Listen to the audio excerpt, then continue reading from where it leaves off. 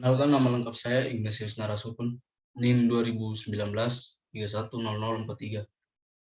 Di sini saya akan menjelaskan materi tentang manajemen rantai pasok dan logistik. Yang pertama, pengertian manajemen rantai pasok. Manajemen rantai pasok adalah bagian penting dari pengendalian produk perusahaan untuk memahami kebutuhan konsumen. Rantai pasok berisi informasi kunci bagi perusahaan untuk menentukan bagaimana suatu produk dijual sehingga adaptasi dapat dilakukan untuk menguntungkan pelanggan dalam penghematan biaya dan nilai produk. Yang berikut manfaat manajemen rantai pasok.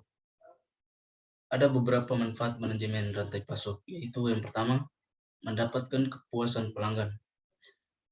Kepuasan konsumen bisa didapatkan jika mereka merasa puas dengan pelayanan perusahaan. Jika pelanggan puas, maka mereka menjadi konsumen setia yang memakai produk Anda dalam jangka waktu lama. Yang kedua, meningkatkan laba. Makin banyak konsumen setia, makin bertambah juga laba perusahaan karena produk yang ditawarkan terjual habis. Yang ketiga, menurunkan biaya. Manfaat itu tercapai karena adanya pengintegrasian aliran produk dari perusahaan kepada pelanggan akhir. Pengurangan biaya terjadi karena biaya dalam jalur distribusi terpangkas. Yang keempat, pemanfaatan aset tinggi. Aset terutama tenaga kerja makin terlatih dan terampil dari segi pengetahuan dan keterampilan. Selain itu, tenaga kerja pun makin mahir memberdayakan penggunaan teknologi tinggi. Yang berikut komponen manajemen rantai pasok. Ada 3 komponen dalam manajemen rantai pasok seperti berikut ini. Yang pertama, upstream supply chain, tingkat manajemen yang mengelola hubungan antara perusahaan industri dengan vendor penyedia bahan baku suatu produk. Yang kedua, downstream supply chain, manajemen yang bertugas mendistribusikan produk ke konsumen secara langsung tanpa melalui vendor penyetok barang. Yang ketiga, internal supply chain, sistem manajemen yang mengelola pemasukan serta ketersediaan bahan baku dan fabrikasi.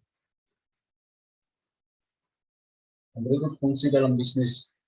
Fungsi dari konsep SCM adalah sebagai berikut ini. Yang pertama, perencanaan atau planning. Fungsi ini bermakna pembuatan rangkaian rencana demi meraih tujuan dari suatu perusahaan. Yang kedua, pengaturan atau organis. Artinya perusahaan harus mengorganisasi hal-hal teknis dan non-teknis untuk mencapai tujuan. Yang ketiga, sumber daya manusia atau staff. Perusahaan memerlukan staff atau tenaga kerja untuk menjalankan rencana yang sudah dibuat. Dengan begitu, tujuan perusahaan akan tercapai.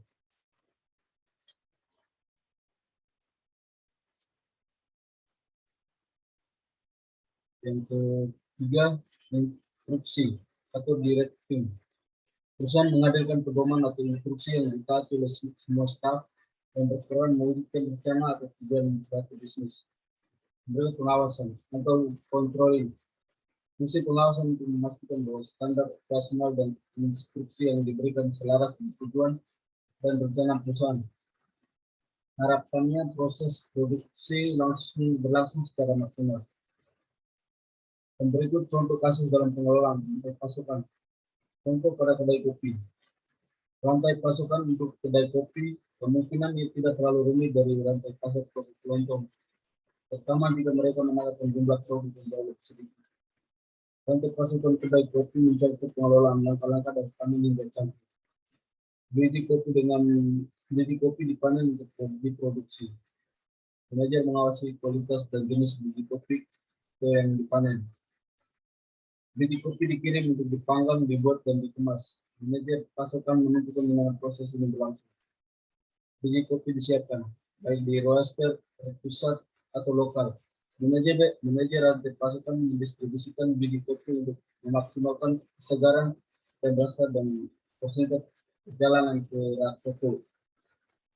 Roaster pusat ke toko individu. Manajer rantai pasokan memutuskan bagaimana mendistribusikan produk jadi dengan mempertimbangkan semua opsi seperti berapa banyak biji kopi yang digunakan untuk menyeduh atau dijual dalam paket untuk dibawa.